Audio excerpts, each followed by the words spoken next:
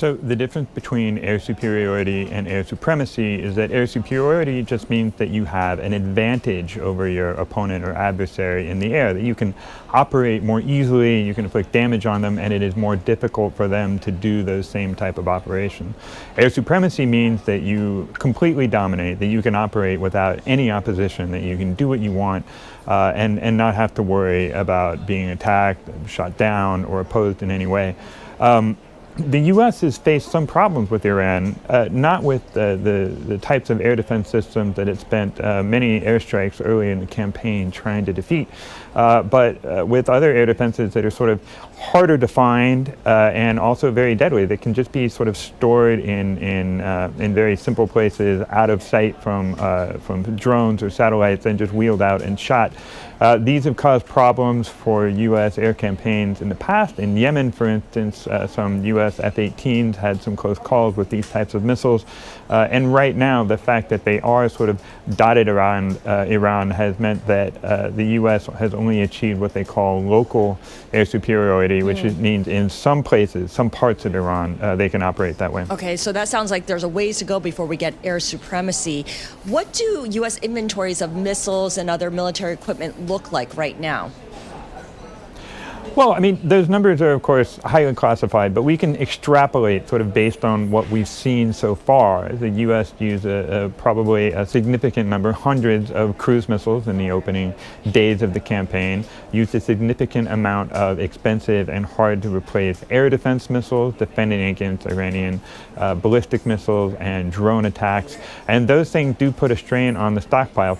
In the case of the offensive weaponry, it's not so much that it's going to run out. Like, these things are very plentiful, but it is the case that many of these weapons were designed to fight a much higher capability adversary like China, and they won't necessarily be available in the same numbers if that conflict were to occur. With the air defense interceptors, those are much rarer and are not meant to be used against stuff like Shahed drones. And so those stockpiles, particularly with Patriot missiles, have been running sort of dangerously low in some areas and alarming some of the U.S. allies. Okay, you mentioned Shahed drones. They're described as drones, but they're actually these little missiles. Why are they so effective? What makes them special? Well, I think, honestly, the main thing that makes them special is that they're very cheap. They're very easy to produce, and so you can gather huge numbers of them, okay?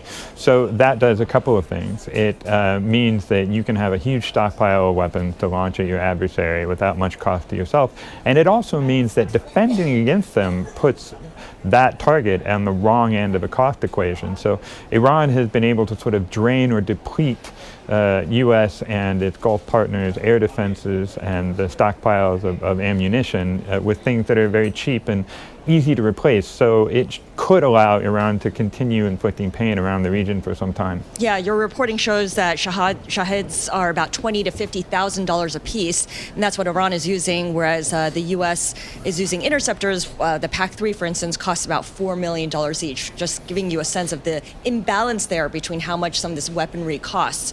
So given all of that, Jerry, what does this tell us about the risk of the U.S. deploying special operation forces to Iran, the possibility of boots on the ground in Iran? Well, I think the risk really lies in the fact that after a while, the U.S. and its allies are going to literally run out of high-impact targets to hit in Iran. They're going to run out of facilities that are exposed. They're going to run out of stockpiles that they can hit with conventional weapons. And so then they're going to be confronted with a choice. You know, if they want to continue to degrade Iran's military, if they want to completely replace the regime, if they want to, certainly at this point, open the Strait of Hormuz, it might require ground operation, and that's going to be a very difficult choice for the U.S. I can't say which way it's going to go, but it's certainly, very momentous. To what extent was the U.S. maybe surprised by Iran's strategy of hitting military bases and oil installations across the Middle East, the Gulf Arab states? I don't know that it would be a surprise. I think Iran's response was, in fact, very predictable. We saw this exact same sort of response last year during the 12-day war. After Israeli and U.S. airstrikes, Iran launched huge quantities of ballistic missiles and drones, mostly at Israel, but that sort of gave a preview of what they might do in a wider conflict, and we've seen that play out.